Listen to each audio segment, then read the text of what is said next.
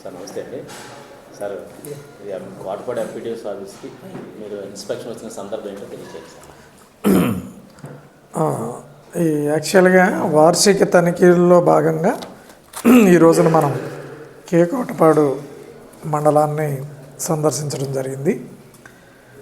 దీనిలో భాగంగా 15వ ఆర్థిక సంఘం నిధులు కానీ, అలాగే మండల పరిషత్ సాధారణ నిధులని కానీ 2024-25లో వీళ్ళకి వచ్చిన నిధులు ఖర్చు పెట్టిన విధానం, అదేవిధంగా ఇక్కడ చేపట్టిన పనులు ప్రభుత్వం ఆమోదించదగ్గ పనులు ఉన్నాయా లేవా అన్నది కూడా ఒకసారి పరిశీలించడం జరిగింది. ఇవన్నీ కరెక్ట్గానే చేస్తున్నారు. ఇక్కడ ఆడిట్ కూడా ఆల్రెడీ పూర్తి అయిపోయింది. దీనికి సంబంధించి ఏంటంటే మనం కొన్ని సూచనలు చేయడం జరిగింది. ఇందులో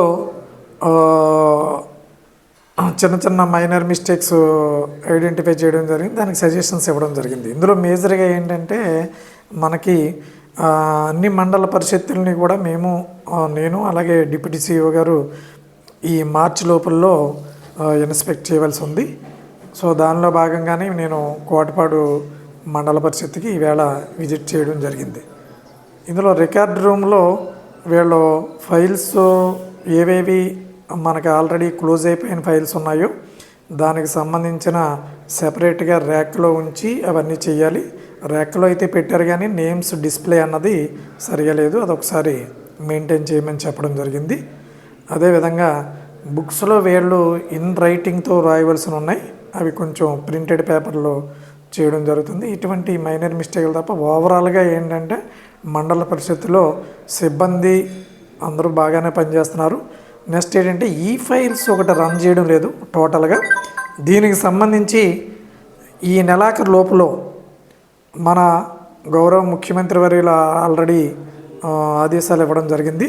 ఖచ్చితంగా ఈ ఫైల్ సిస్టమ్ అన్నది రన్ చేయమని చెప్పాం. అన్ని ఫైల్స్ కూడా పేపర్లెస్ ఫైల్సే మనం రన్ చేయాలి. ఈ ఒక్క మండల పరిషత్తే కాదు, అన్ని మండల పరిషత్తులకే ఆదేశం ఇవ్వడం జరిగింది. ఇక్కడ కూడా నేను చెప్పడం జరిగింది. ఇవన్నీ అకౌంట్లు ఓపెన్ చేసుకుని వీళ్ళ యాక్టివ్ అకౌంట్ ఎన్ఐసి అకౌంట్ చేసుకుని వీళ్ళు కూడా ఇమీడియట్గా స్టార్ట్ చేయడం జరుగుతుందని చెప్పడం జరిగింది. ఇది మన ఎంపీడీ ఆఫీస్లో కోటపాడు ఎంపీడీ ఆఫీస్లో ముఖ్యమైన లోపాలు ఏమైనా గుర్తించారు సార్ ఈ ఇన్స్పెక్షన్లో? ముఖ్యమైన ఏమీ లేవండి. అంటే వీళ్ళు నిధులు వచ్చిన తర్వాతే పనులు పెట్టుకోవడం జరుగుతుంది. ఇది కరెక్ట్ కాదు. మనకి యాక్షన్ ప్లాన్ ఏదైతే ఉందో, సంవత్సరం మొత్తం మీద యాక్షన్ ప్లాన్ ఏవైతే ఉందో దానికి సంబంధించింది ముందుగానే నిర్ణయించుకుని పనులు వెంటనే చేపట్టాలి.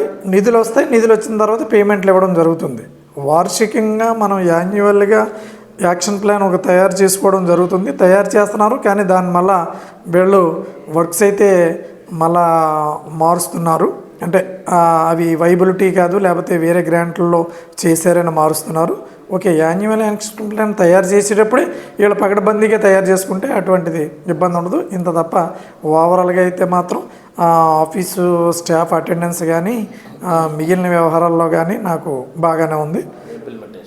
ఇంప్లిమెంటేషను ఆల్రెడీ మండల స్థాయి అధికారులతో కూడా నేను రివ్యూ చేయడం జరిగింది. మండల్ ఇంజనీరింగ్ ఆఫీసరు, ఆర్డబ్ల్యూఎస్, అలాగే mandal education officer, deputy MPDO, CDPO వీళ్ళందరూ కూడా రావడం జరిగింది. వాళ్ళతోటి మండల పరిషత్ యొక్క అభివృద్ధిపై వాళ్ళ కోఆర్డినేషన్ ఏముంది, సమన్వయంగా పనిచేస్తున్నారు లేదా అన్నది ఇవన్నీ కూడా మనము సమీక్షించడం జరిగింది.